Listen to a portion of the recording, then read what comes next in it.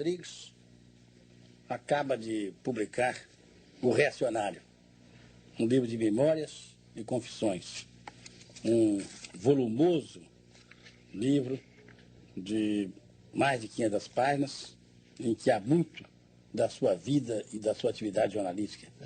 Da minha doença, etc. Eu tive uma coisa que eu queria falar, porque o telespectador precisa disso, é que eu recentemente passei 15 dias em coma e mais 15 dias com 40 e tanto de febre, estava inteiramente do outro lado. Agora, Nelson, você me permite interromper, mas você está hoje com, inclusive, eu espero que a televisão mostre, você está, inclusive, com um colorido de, para usar uma expressão sua, de romão fendido, né? Não, de vaca premiada, saúde de vaca premiada. Sim. Gostei de ver o uso que você faz das minhas piadas. Tá, coisa linda.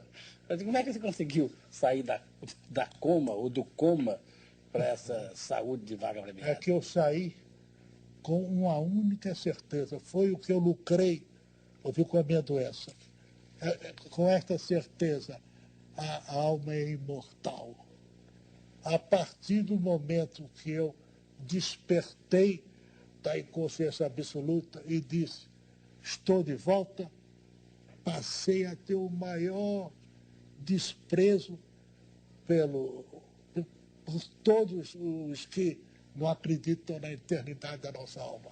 Mas, ô Nelson, aí você vai me permitir o seguinte, antes dessa sua doença, que eu sei que foi séria e grave e preocupou, você teve mais de 30 dias, né, praticamente aí de cama.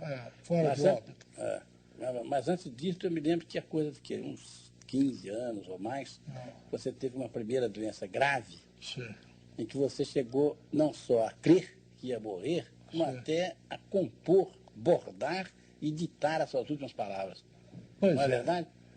Você deu até uma entrevista, eu estava chamado leito de morte, que não se usa mais. Eu estava, sendo entrevistado pelo um colega da última hora, ouviu, o Pinheiro Júnior. Então ele perguntou assim, quais seriam as suas últimas palavras? Essa piada para um sujeito que estava com 41 graus de febre, é de uma crueldade total. E eu disse a ele, como seriam as minhas outras palavras, são as seguintes, que boa besta é o Marx. Mas Eu estava inteiramente, pois é, no momento em que todo sujeito não faz pose, viu? Porque na hora de morrer, o sujeito está atribuladíssimo com a própria morte. E eu também, sem fazer a menor pose, ouviu? E achando que ia morrer, eu disse que seria as últimas palavras. O Marx é uma besta. Mas, ô Nelson, eu que me interesso muito por esse assunto desse macabro e meio sinistro assunto da morte, sobretudo da morte, da vida depois da morte. Mas eu me pergunto se essa experiência... Olha aqui, o homem só não anda de 4 porque morre. Portanto, nada de subestimar a Não, morte. pelo contrário, eu tenho uma obsessão muito firme, mas eu queria dizer o seguinte, queria propor essa necessidade de dizer as últimas palavras, que no fundo nós vivemos a cada dia, desde que nascemos, tentando dizer as últimas palavras. Queria dizer as palavras essenciais, dizer alguma coisa, balbuciar. O que é a arte, se não essa necessidade de dizer as últimas palavras? Você não está de acordo? Não? Isso é a literatura, a poesia, é dizer as últimas palavras. Você, Otto, caprichou nessa frase, ouviu? Acho formidável essa improvisação do brasileiro. 65 anos de idade e 52 de vida profissional. Quer dizer, talvez você seja hoje militante, o jornalista mais antigo do Brasil. É? Talvez seja. Talvez seja, mas eu quero te dizer uma coisa, a propósito de aniversário. Eu sou uma múmia, me considero uma múmia com todos os achados da múmia. Continua. Mas você há muito tempo que você se preparou para ser velho, não? Para ser múmia, me preparei. Há uma convivência entre mim e a minha velhice formidável. A partir de quando você se sentiu que a aura da velhice se aproximava de você? A aura do eterno. A aura do eterno. Se aproximava de quando eu tinha 40 anos. Porque quando se faz 40 anos, a gente dobra a serra. E o negócio é o seguinte, eu dobrei a serra mesmo, porque fui viver em Campo do Jordão, que era a serra. Agora, com a passagem do tempo, não sei se continuará sendo. Mas Nelson, mas o fato é o seguinte, o que é, hoje, inclusive, está uma extraordinária valorização, que eu acho muito... Do jovem. Do jovem. Você aprova e eu não aprovo. Eu acho. Eu sou contra. Eu acho que o jovem só pode ser levado a sério quando fica velho. A juventude é um mal que passa, eu né? perguntaria a você, Otto, me aponte um líder de 17 anos, um líder de 18, de 19, de 20. O único líder juvenil que eu conheço é o Mao Tse-tung. Não, isso não. Olha aqui.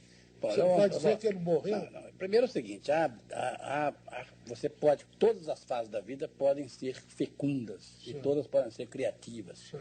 Agora, mas eu acho que no que o homem é criador e fecundo, ele é jovem, independente da idade que tenha. Então eu te pergunto o seguinte, peraí, o jovem tá bom, Rambo com 17 anos. Rambo, que é o único exemplo que você até ousa. Só descobriu. Moza, Pascal com 6 anos. Você fala Moza com 6 anos. Pô, todos esses gênios quem? Só Pascoal, só Moza. Você me permite ofender sua modéstia? Você começou a trabalhar com 13 anos, ô Nelson? Com 13 anos. Você era um idiota?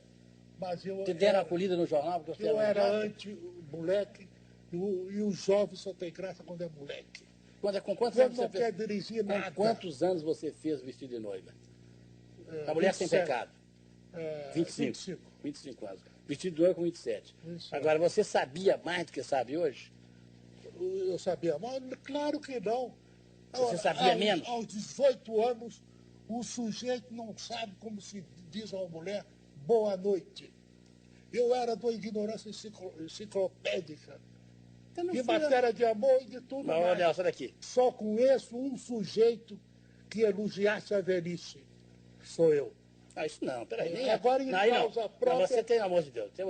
Inclusive, vou te dizer. Portanto, olha aqui. O velho você não fica velho. Olha aqui, nós não temos tempo, inclusive, para eu fazer aqui uma vasta bibliografia, mas vou me permitir apenas uma. Sim. Cícero tem um tratado chamado Da Velhice. Da Velhice. Contra a velhice? A favor da velhice. Inclusive, você sabe que na Grécia o velho era o sábio. E agora?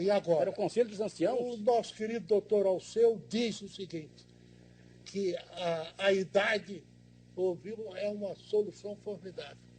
Não. Isso ele disse a razão da idade.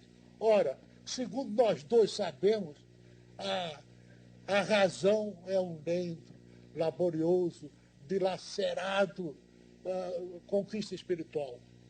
É bom. Isso é a razão. Olha aqui. É uma conquista espiritual que o sujeito leva meio século para ter. Bom, não se improvisa a razão. Olha aqui, o que me ocorre aqui agora, assim, dezenas, centenas de pessoas que não chegar na velhice. Quero te dar um exemplo diante do qual você vai ter, no mínimo, uma atitude de reverente silêncio. Jesus Cristo morreu aos 33 anos. 33 anos. Você chama de jovem 33 anos? O que é velho para você? Você me disse que a velhice começou aos 40? Mas 33 anos, meu bem. 7 anos depois da marca que você fez. Você não respeita Jesus, não respeita o Cristo, dizendo que a idade dele é uma idade abominável. Você se lembra da cena de Jesus entre os doutores, barbados, velhíssimos, ele com 12 anos fugiu de casa e ele passou a perna, tinha mais sabedoria do que os sábios velhíssimos e tal. Como é que você explica isso? Eu explico isso? É porque o Cristo era Cristo. Agora me apresente o outro Cristo imediatamente, sem pensar muito. Aliás, te dou vários anos de meditação para descobrir um Cristo de 15 anos. Mas não existe Cristo de 15 anos. Nós estamos numa conversa e não numa competição, e longe de mim pretender te dar uma chave de rim ou ganhar discussão, porque da discussão não nasce a luz, nascem os perdigotos.